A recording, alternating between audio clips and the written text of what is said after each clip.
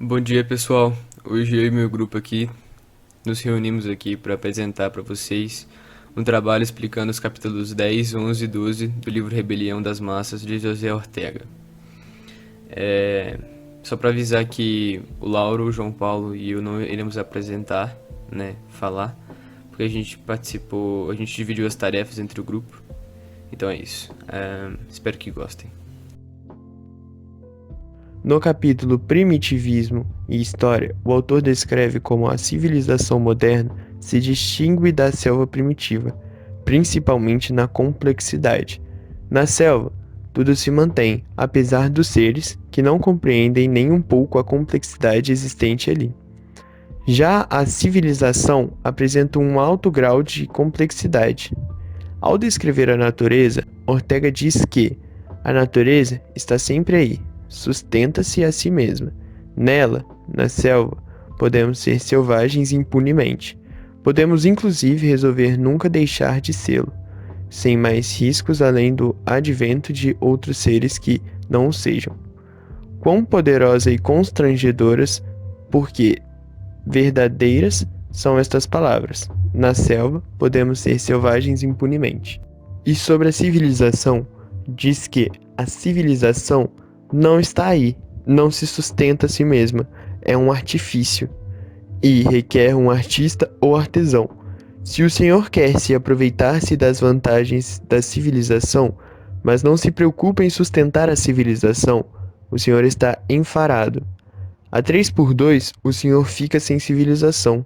Um descuido, e quando o Senhor olha em sua volta, tudo se volatilizou, como se houvessem recolhidos uns tapetes que tampavam a pura natureza. Reaparecesse represtinada a selva primitiva.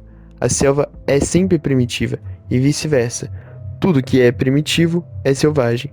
E, posteriormente, o autor também descreve o fato do avanço da civilização gerar um problema de complexidade, e diz que o número de pessoas que têm a capacidade de resolver esses problemas que surgem com a civilização diminui com o tempo. Para a classe do homem massa, definida por Ortega como um homem médio, medíocre, que ignora o passado, a história e age com base no imediatismo, sem projeções para o futuro. Para este tipo de pessoa, a sociedade se regula, assim como a selva. Entretanto, se você quer se aproveitar-se das vantagens da civilização, mas não se preocupa em manter essa civilização, o homem massa crê que a civilização da qual nasceu e faz parte seja tão espontânea quanto a própria natureza, e se converte em ipso facto, em primitivo. A tradução do latim significa pelo próprio fato. A sociedade passa a impressão de selva, e o medíocre não se interessa pelos valores fundamentais da cultura, e tampouco se coloca à disposição de compreender os princípios que o mundo civilizado apoia. Parte desse desinteresse, como descreve o escritor, provém de uma grande ignorância histórica por parte do europeu. Ortega afirma que o homem de seu tempo tem bem menos conhecimento histórico que os homens de par de séculos atrás.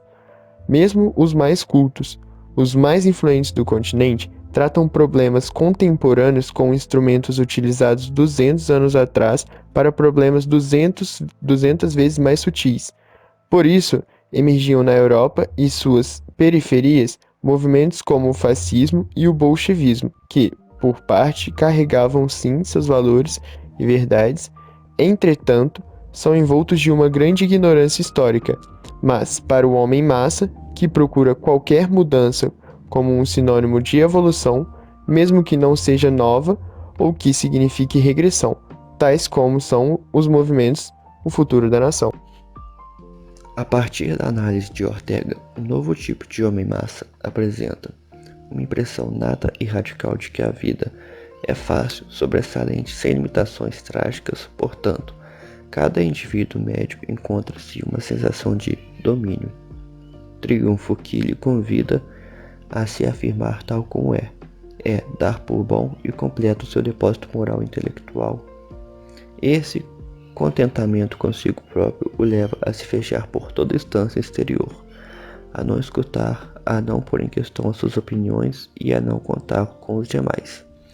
Sua sensação íntima no domínio lhe incita constantemente a exercer predomínio.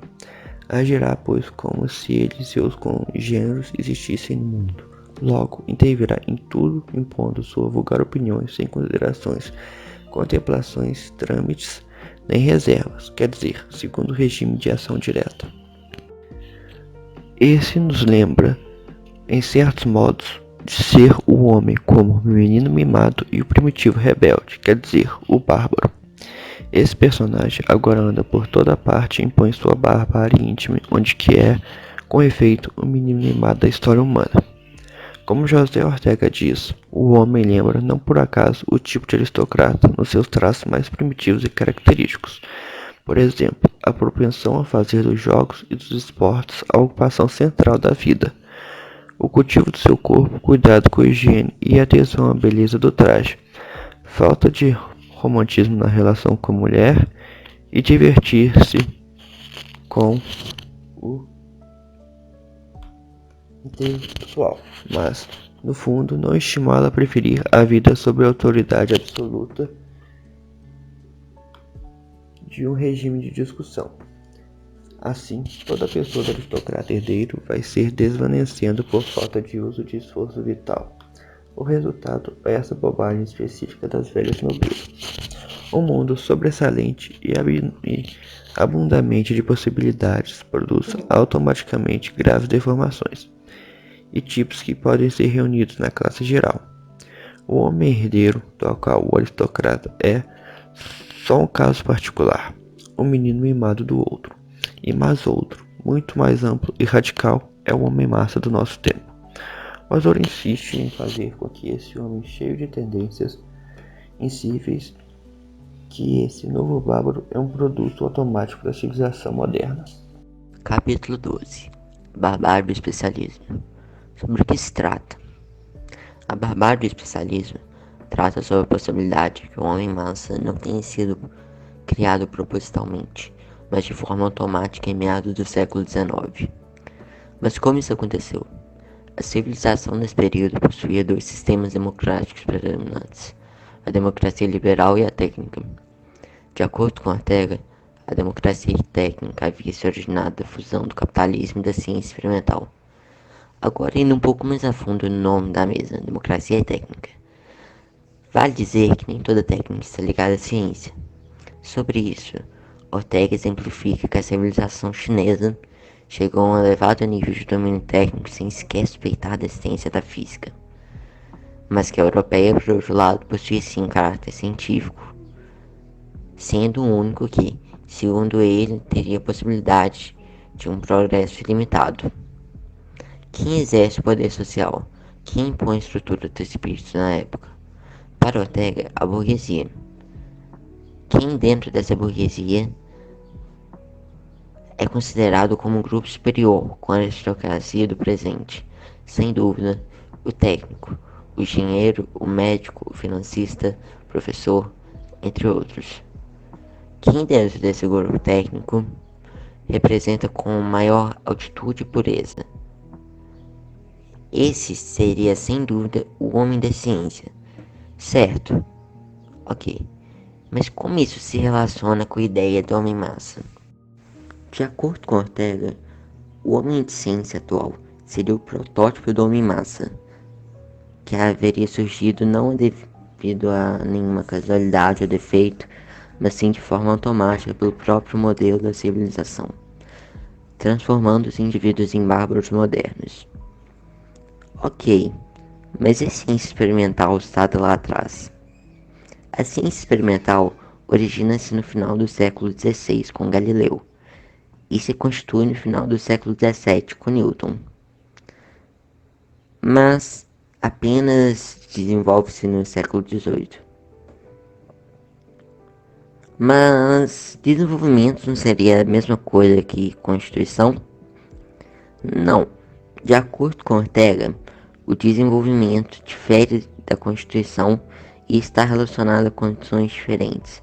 Portanto, a Constituição da Física, nome coletivo da ciência experimental, obrigou um esforço de unificação. Tal foi obra de Newton e demais homens de seu tempo. Mas o desenvolvimento da física iniciou uma faína de caráter oposto à unificação.